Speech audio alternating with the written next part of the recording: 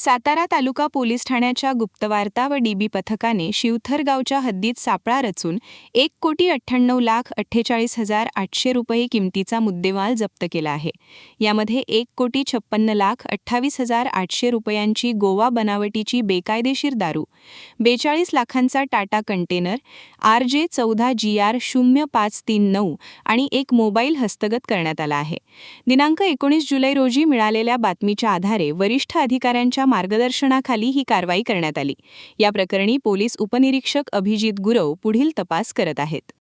रविवार दिनांक 19/2/2026 रोजी सातारा तालुका पोलीस स्टेशनच्या गोपनीय अंमलदारांना गोपनीय माहिती मिळाली. त्या अनुषंगाने एक अवैध दारूची वाहतूक होतीये अशी माहिती मिळाल्याने पोलीस स्टेशनचे प्रभारी अधिकारी तांबेसाहेब आणि त्यांच्या अधीनस्थ अधिकारी अंमलदार यांनी सापळा रचून अशा अवैध दारू वाहतुकीचा एक कंटेनर होता तो त्यांनी इंटरव्हीन केला आणि त्याची तपासणी केली असता त्याच्यामध्ये जवळपास 1480 बॉक्स जी दारू आहे माल्ट व्हिस्की नावाची दारू च्या बॉटल्स होत्या. त्याच्यामध्ये प्रत्येक बॉक्समध्ये ऑलमोस्ट 48 बॉटल्स आहेत, ज्याची प्रत्येकी किंमत 220 रुपये आहे.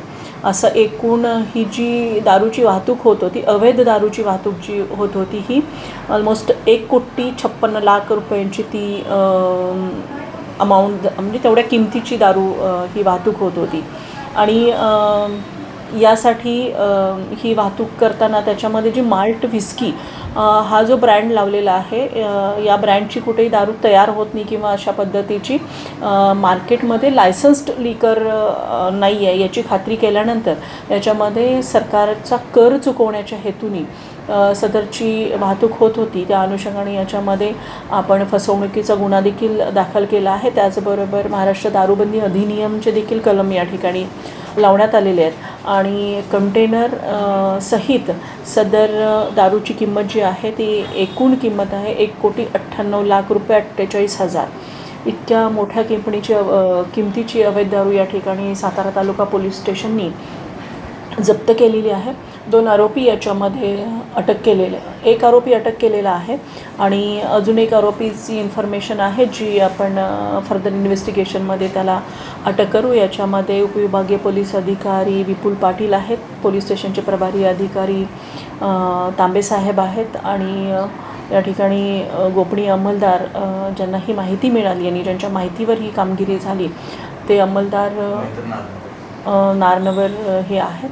तर निश्चितच एक चांगली कामगिरी आपण पश्चिम महाराष्ट्रामध्ये गेल्या महिन्यामध्ये जी काही घटना घडली, ज्याच्यामध्ये 3-4 पोलीस युनिटमधले मिळून बरेच अशा पद्धतीने चुकीच्या पद्धतीने जी काही दारू तयार होते, मग हातभट्टीची असो किंवा स्पुरियस लिकर असो, ते प्राशन केल्याने लोक मयत झाले.